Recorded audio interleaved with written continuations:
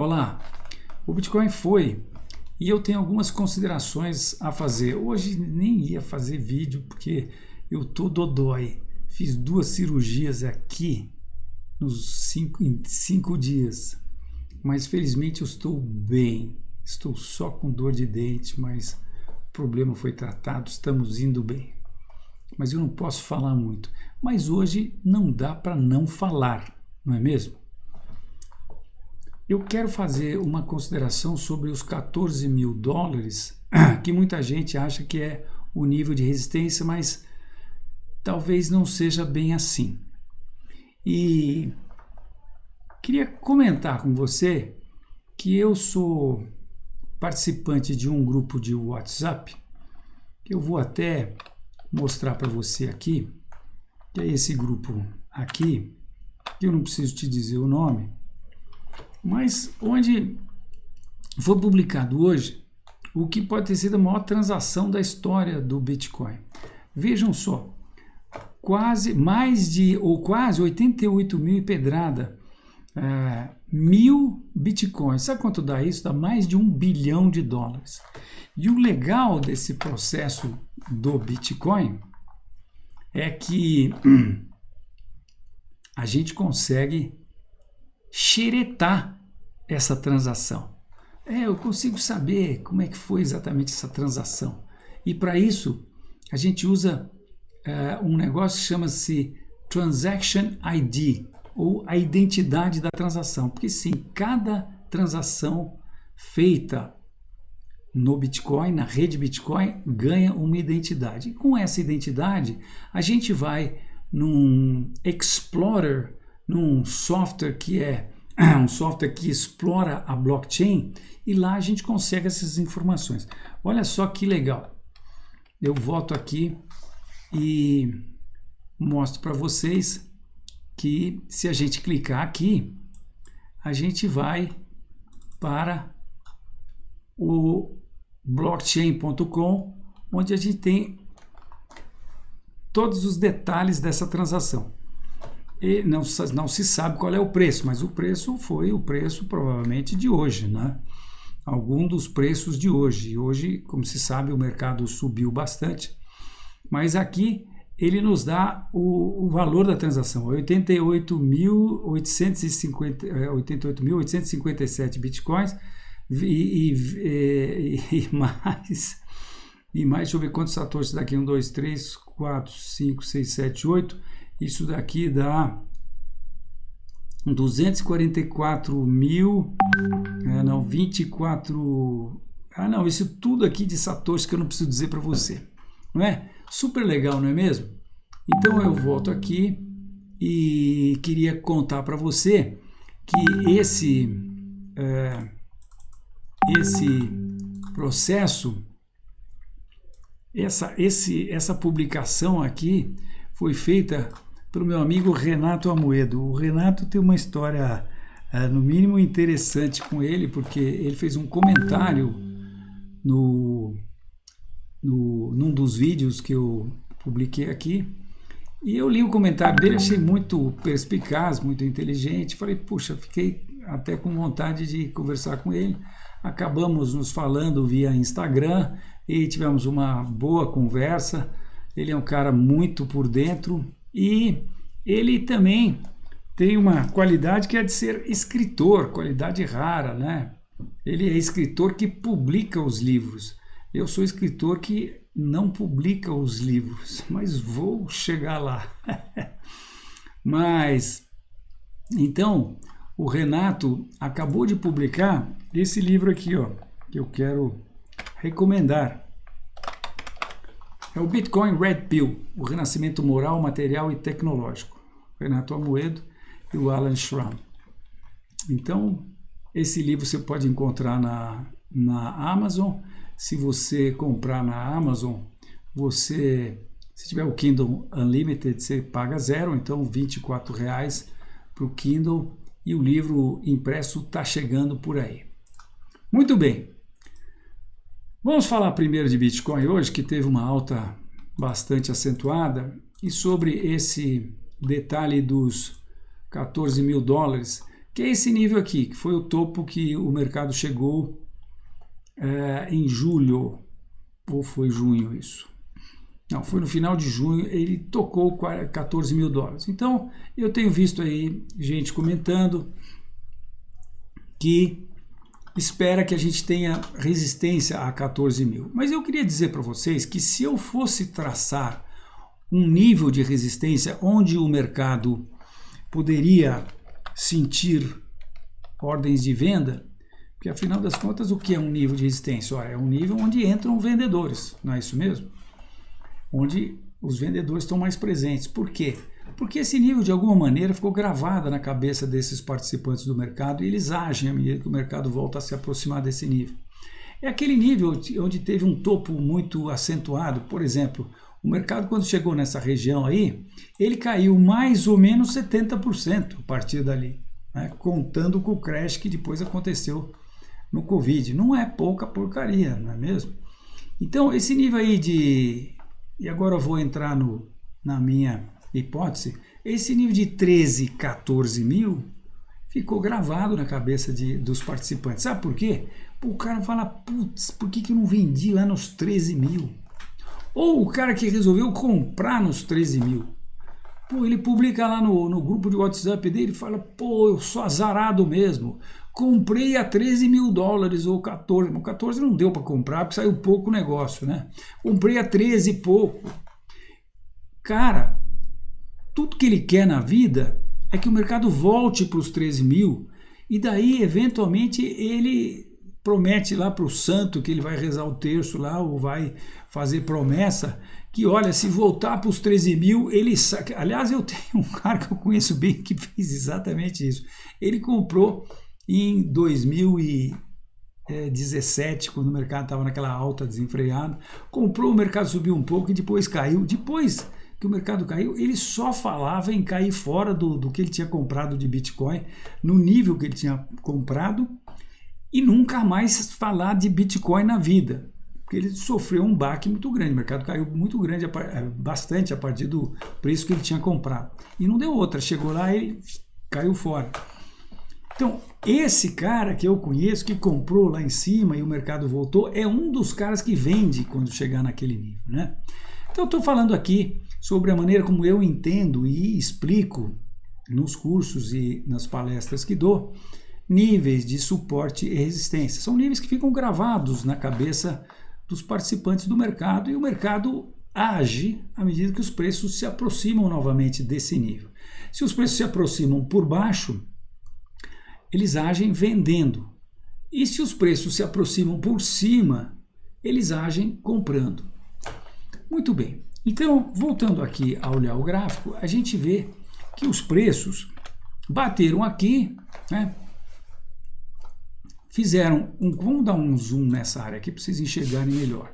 Eu estou aqui mostrando o gráfico diário de Bitcoin. Então, nesse nível, a partir desse nível aqui, os preços começaram a cair.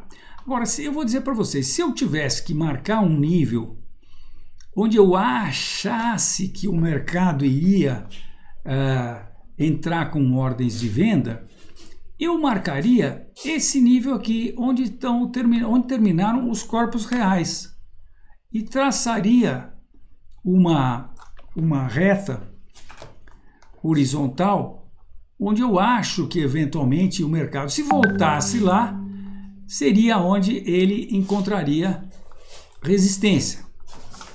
Bem, mas acontece, meu amigo, minha amiga, que o mercado não está nem aí para o gráfico do Fausto Botelho, ou para o seu gráfico, ou para o gráfico do Warren Buffett ou do Jorge Soros. O mercado acha resistência onde ele acha resistência. E banana para você, não é verdade? Então, essas indicações sutis que o mercado nos dá é que eu entendo são importantes você extrair da observação que você faz dos gráficos. E o que o mercado de Bitcoin nos falou recentemente? Sabe o que? Com relação a ele ter encontrado resistência nos 13 mil. ou ele ter encontrado resistência nos 14 mil, que é onde chegou essa esticada que ele deu, o que ele nos falou recentemente? Pô, o cara nos falou claramente que ele encontrou resistência aqui nos 13.200 e que se eu puxar essa linha aqui que está lá nos corpos reais desse topo aqui, eu vou verificar que foi exatamente, olha, e não são só os corpos reais, ó, são esses dois corpos reais, e depois aqui é o mercado nos dizendo que no pullback, para fazer esse que a gente podia chamar de topo duplo, nesse pullback ele encontrou resistência aqui. Aliás, eu poderia talvez até levantar um bocadinho aqui. Então, primeiro ele encontrou resistência nesses corpos reais e depois ele encontrou resistência aqui nesse topo. Bom, por que eu aqui considerei o topo e não os corpos reais? Porque, na verdade, aqui já são dois acontecimentos no mesmo nível, né? Aqui foi os corpos reais, aqui o topo. Mas, enfim, isso daí estaria como uma linha pontilhada, e linha pontilhada é quando eu não sei se é ou não, até o mercado chegar recentemente, nos últimos dias, aqui nesse nível e mostrar para mim não, falar para mim, aí Faustão, estou encontrando resistência aqui, sacou? Eu já falei muitas vezes aqui no canal que quando a gente vai brincar de adivinhar níveis de suporte e resistência, você tem que, lembra, olhar à esquerda. Eu olhei para a direita, mas aí para você parece que eu olhei para a esquerda, né? Espero ter acertado. Olhar à esquerda, isso é quando eu quase fui fazer exército, eu livrei na última hora. Mas eu fui lá, marchei, vesti farda, cortei o cabelo e tudo mais. Então a gente treinava. Atenção! Como é que é? Sentido, parar, sentido, botava as mãos assim, olhar à esquerda, olhar à direita, meia volta, vou ver. Termos do exército. Mas, por quê, né? Olhar à esquerda. E eu falo isso que é para lembrar. Olhar à esquerda é para lembrar. Tomara que mememize isso aí. Porque quando você olha à esquerda num gráfico, o que é que você vê? Você vê o histórico. E quando você olha o histórico, como nós estamos fazendo agora, o que você precisa para olhar para a esquerda? Você precisa dar zoom out no terminal enfoque. Se você pegar essa lente aqui e fizer um quadrado da direita para a esquerda, qualquer que seja o tamanho, você pega o gráfico todo. Por quê? Porque eu acho muito importante você sempre ter a visão do helicóptero, para daí parar e ir para a visão mais de curto prazo. Bom, meus amigos, minhas amigas, tudo isso para dizer para vocês que eu acho que é bem capaz que essa resistência aqui já tenha sido rompida. E tem um pouco a ver por conta de, olha só, pô, ele está fazendo não fechou ainda, eu estou fazendo esse vídeo às 8h36 da noite, hoje terça-feira,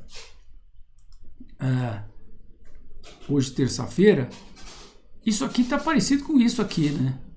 Então, e outra, isso aqui é um movimento impulsivo, né, que a gente vê com mais clareza aqui, se a gente for para o gráfico vamos logo para o gráfico de 4 horas, ó. Olhem só, aqui ele faz esse movimento e aqui é um triângulo ascendente, né?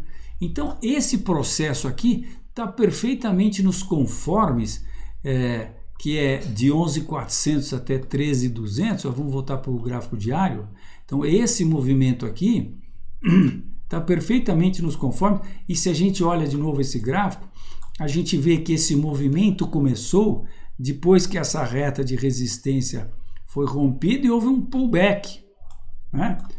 E esse movimento aqui, então, começou quando o mercado estava rompendo esse último topo e, portanto, transformando o pullback na antiga reta de resistência num, como é que chama mesmo, quando rompe aqui, num pivô de alta. O pivô é essa curvinha que ele faz aqui, faz o pullback e rompe. Pô, pivô de alta. Geralmente comprar em pivôs de alta é legal. É um setup, como muita gente fala por aí, bacana.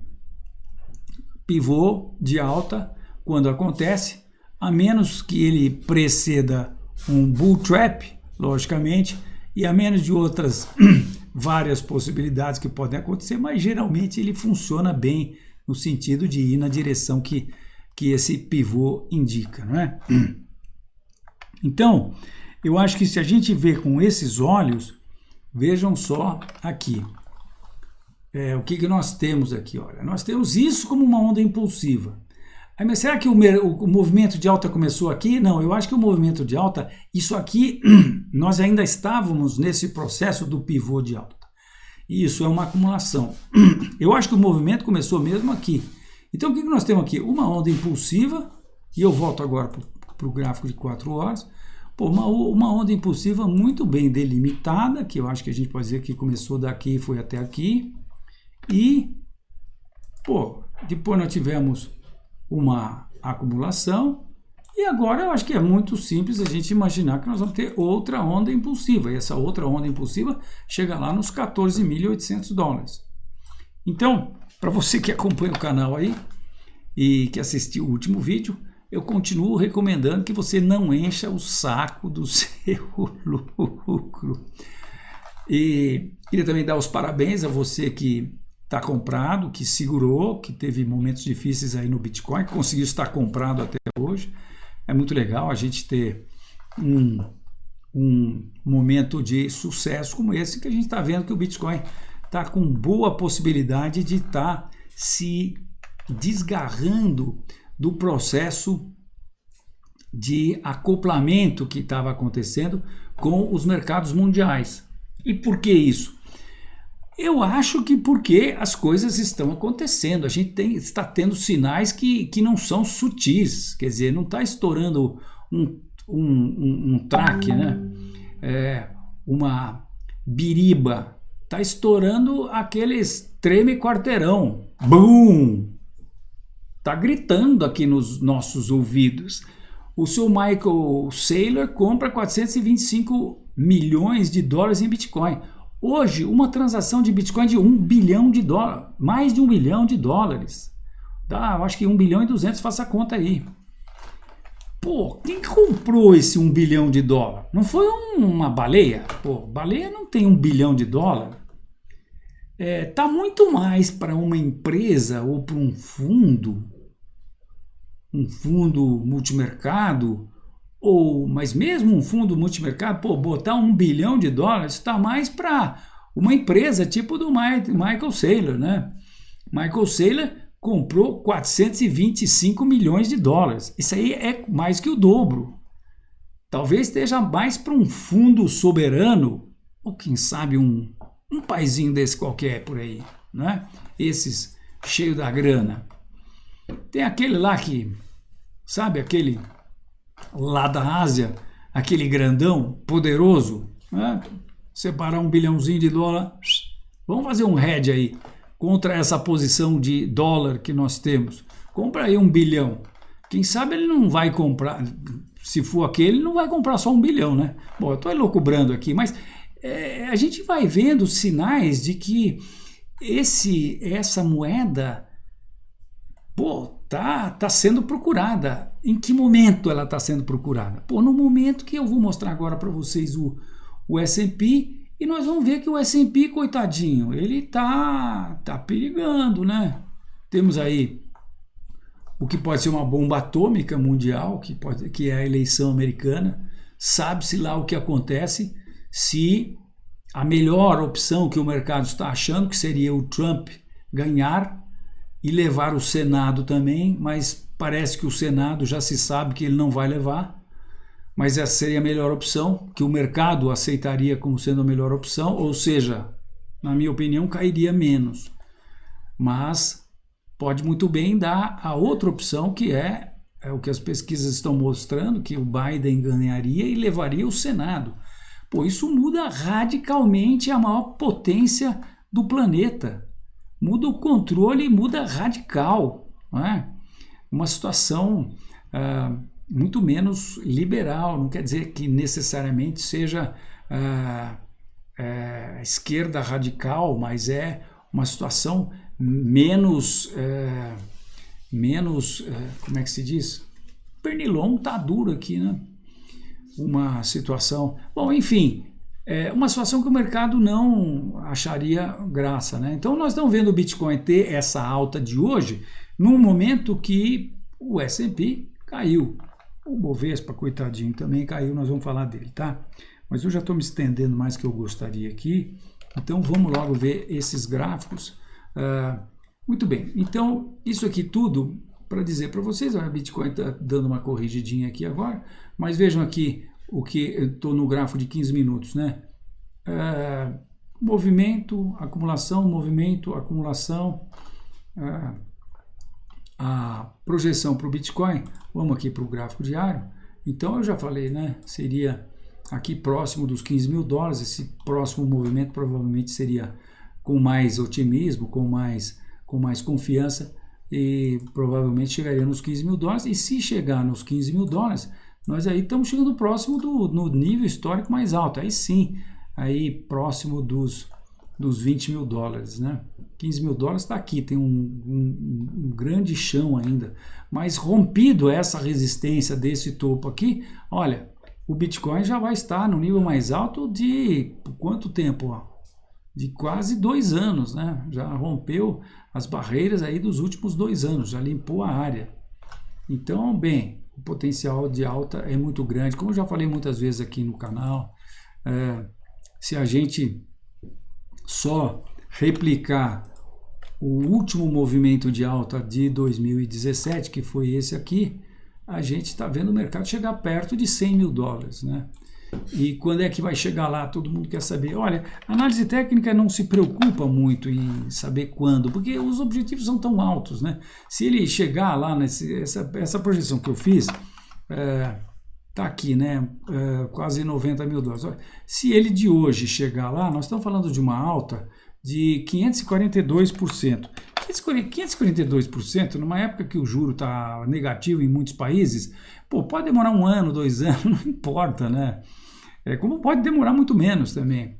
Mas não importa, é um negócio tão espetacular que, pô, você não precisa saber quando vai chegar lá. Se você tiver aí e por 2, 3, 4 ou 5 anos você conseguir 542%, você é o cara, né? Você vai bater o Warren Buffett, vai bater o Jorge Soros e tudo mais, né?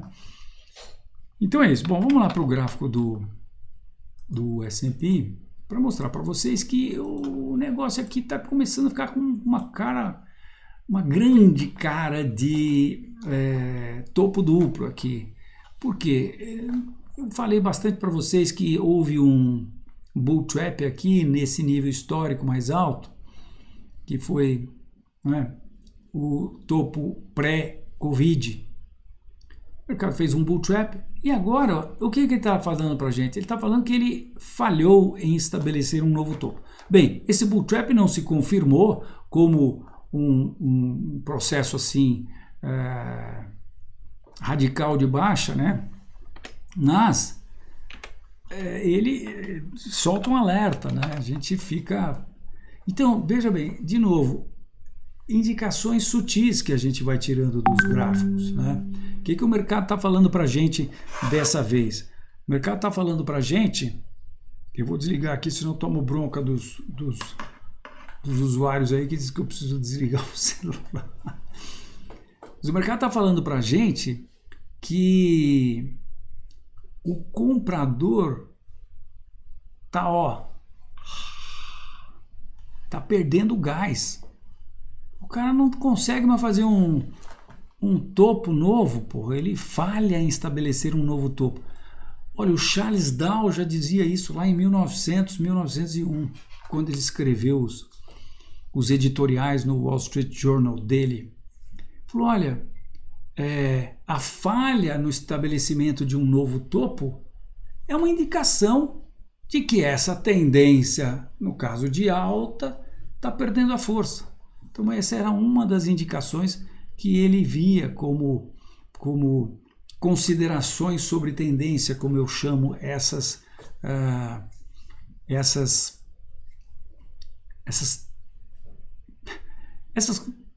como dizer, considerações, né?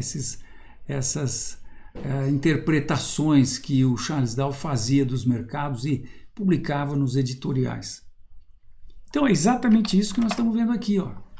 O mercado primeiro rompe e não vai. Pô, cara, aqui tinha que ter acendido a luzinha na cabeça de um monte de gente. O pessoal tinha que ter comprado, esse troço tinha que ter desenvolvido. Mas ele rompe e vai aqui devagarinho, subindo. E aí logo depois que ele rompe, ele pum, volta para baixo, testa aqui, entra para dentro. Agora ele arruma a força, porque vocês sabem, né? Então pega para capar por conta dessa eleição americana. Tá uma briga de foice. Não é brincadeira o que está em jogo. E ainda acontecendo no meio dessa pandemia. E numa época que os balanços dos bancos centrais estão no nível mais alto da história. A dívida dos Estados Unidos está no nível mais alto da história, 27 trilhões de dólares. Então nós estamos, vocês não tenham dúvida, nós estamos num momento único na história da humanidade. E momentos únicos na história da Bolsa coincidem muitas vezes com topos históricos, né?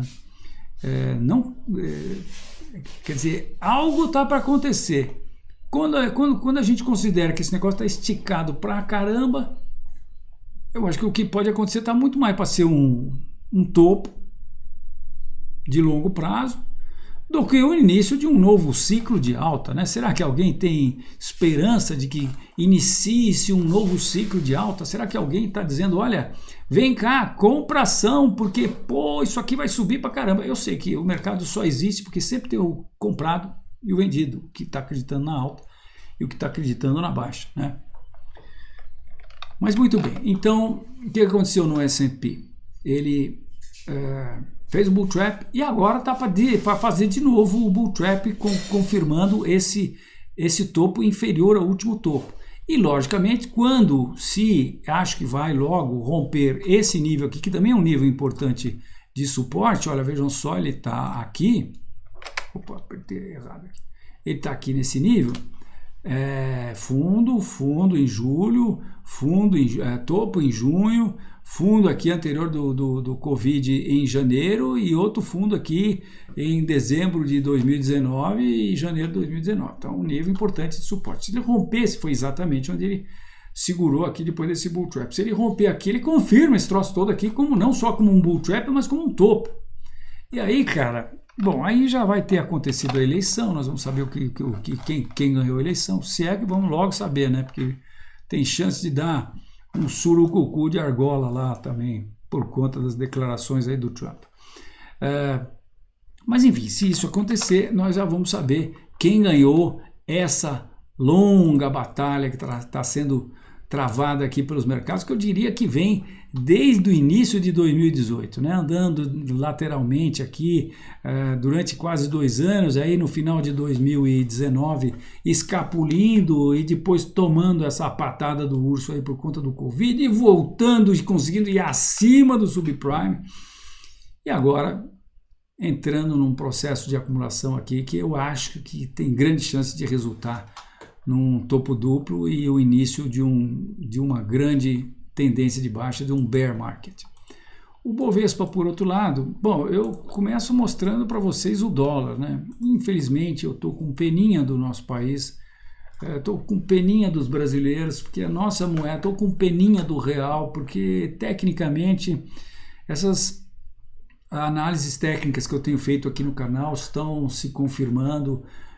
Isso aqui é uma acumulação de continuação e em sendo uma acumulação de continuação a gente pode esperar que esse cara aqui, essa tendência de alta de médio prazo que aconteceu e que foi responsável pelo rompimento desse importantíssimo nível de resistência, já falei um monte de vezes aqui no canal, que é esse nível aqui, que então por ter sido rompido esse nível importantíssimo, mostra que isso daqui é muito provavelmente uma onda impulsiva do começo de um ciclo de alta. Esse ciclo de alta deve ter 3 movimentos de alta.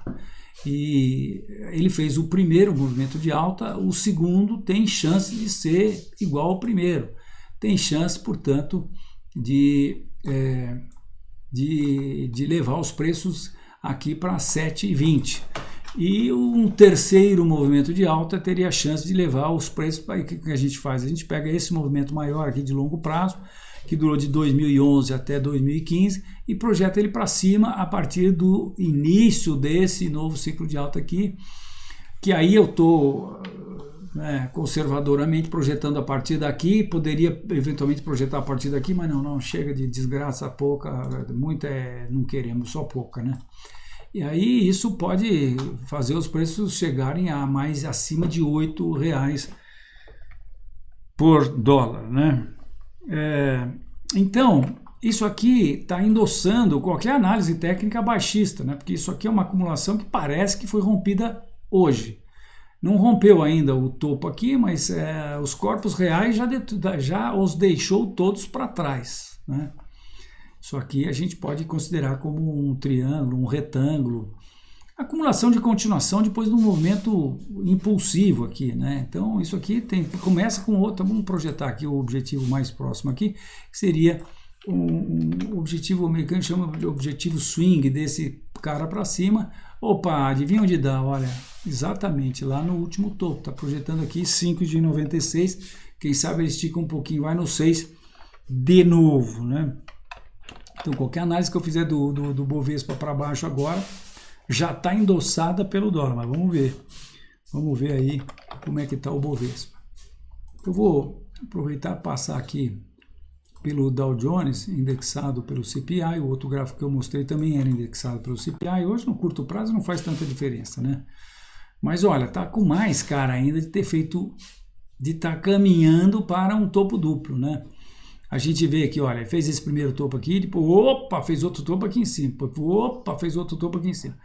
Agora fez um topo menos, e não conseguiu superar esse topo aqui, já é um sinal amarelo. Agora ele caiu, aí foi fazer outro topo, pô, não conseguiu. Isso aqui já é topo, né, ó. Isso aqui já define esse processo aqui como topo, tá? Esperar se romper aqui, nós vamos chamar isso de topo duplo, e aí já começa a ficar sério o negócio, né? É a chance de que esse negócio possa corrigir Fibonacci, né? Eu não sou muito exigente, a análise técnica não é muito exigente. Rompeu uma tendência de alta, espera-se que corrija Fibonacci. Como a gente sabe que isso aqui está um rolo do caramba, isso aqui foi artificialmente criado por conta desse processo de estímulos aí, de impressão de dinheiro, etc e tal, quem sabe ele corrige 50%, né? Dos níveis que está agora, para corrigir, primeiro nível é 0,382, é 35% de baixa. Se for corrigir 50%, é 44%. E o importante é você entender que se corrigir 33%, porque olha, o mundo está mal acostumado, porque nas últimas duas crises foi ping-pong, não é? Que nem a história do João lá, do João e o lobo, né? O João fala, olha o lobo, estava lá perto do lago, lá, olha o lobo. E aí todo mundo corre lá, não tinha lobo nenhum. Depois ele fala de novo, olha o lobo, todo mundo corre, não tinha lobo nenhum. E até que a terceira vez ele falou, olha o lobo.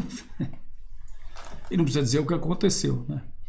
Então, o mercado caiu uma vez, quem não liquidou se deu bem pra caramba. Pô, o mercado voltou a subir. Foi o subprime. O mercado caiu no Covid, quem não liquidou, pô, se deu bem pra caramba. Agora, eu acho que é a hora que o lobo vai estar lá. Então, eventualmente não vai ser ping e pong. Vai ser ping, ping, ping, ping, ping, ping, ping, ping. Já passei aqui por andar de baixo, né? E sabe-se lá onde vai dar o pong. E o pong pode ser um pong mais acanhadinho, pode ter mais ping. Esse é o risco, né? Mas enfim, então tá aí... O Dow Jones está confirmando aí essa análise aqui, quer dizer, está endossando essa análise que a gente está fazendo do S&P. E agora, para terminar aqui, olha, então, como vocês veem, foi um vídeo rápido, 34 minutos, eu nunca vi, eu falo que nem uma matraca mesmo. é que não é mole, né? A gente analisar o troço. Eu gosto de analisar e dar os argumentos, tal. Então, bem, eu espero que você tenha gostado. E ó, se gostou, pô, dá um like aí pro velhinho aqui, né? Pô, larga a mão, né? E assina o canal aqui também. Fala para os teus amigos. Preciso chegar no 100 mil. Olha que o Bitcoin já está indo. Precisa me ajudar a chegar lá antes dele. Tô competindo com ele. Tá indo bem, tá indo bem. Passamos dos 50 e parece que rompeu a resistência dos 50 mil inscritos. Mas vamos lá, então, olha. Olha, hoje aconteceu um negócio não muito legal, né? Se a gente vai aqui vamos pro gráfico de 1 hora aqui e a gente vai perceber melhor esse processo, a caneta técnica aqui, esse processo de alta aqui. Foi o mês de outubro, a alta do mês de outubro, né? Que não acabou ainda. Mas hoje nós rompemos esse nível. Mas o que é importante é que aqui nesse processo está o nível de 100 mil pontos, que é um nível muito importante psicologicamente falando, né? Você vê que ele é um divisor de águas. Aqui tem o castelo que foi feito em cima dele depois que o Bitcoin se recuperou da Covid. Voltando aqui para o gráfico diário, a gente está vendo esse nível aqui, ó, 100 mil. Olhem só, topo aqui em março de 2019, fundo em agosto de 2019. Que mais? 100 mil, cadê ele? De novo aqui, ó. Fundo aqui em fevereiro de 2020. Esse processo todo aqui de acumulação que foi ciscando nos 100 mil pontos aqui. Aí o mercado agora, nessa recuperação, ele rompe esse nível e hoje desrompeu. Então isso aqui, em se confirmando, se o mercado se mantendo para baixo aqui, confirmando esse rompimento hoje, é um bull trap no 100 mil de novo, né? Então, de novo, aí outra, o mercado se fizer disso aqui um topo, que por enquanto ele pode partir para uma acumulação, mas se ele fizer disso um topo e continuar a cair, nós então vamos estar vendo uma situação em que nesse processo de alta aqui, o mercado deixou um topo inferior ao último topo. E eu acho que isso está com boa chance de acontecer. E mais, esse processo começa a tomar a forma de um negócio que a gente chama em análise técnica, formação de cabeça e ombro. Ombro esquerdo, cabeça e aqui seria o ombro direito. Então vai ficar de olho nisso aqui, continuando, ele testa os 95 aqui, esse nível, mas antes a gente tem o que a gente chama de reta de pescoço. Rompendo isso daqui, a gente pega isso aqui e projeta para baixo esse cara aqui, vem dar aqui no topo dessa acumulação aqui, ou seja, se isso é o que vai acontecer, nós estaremos falando aí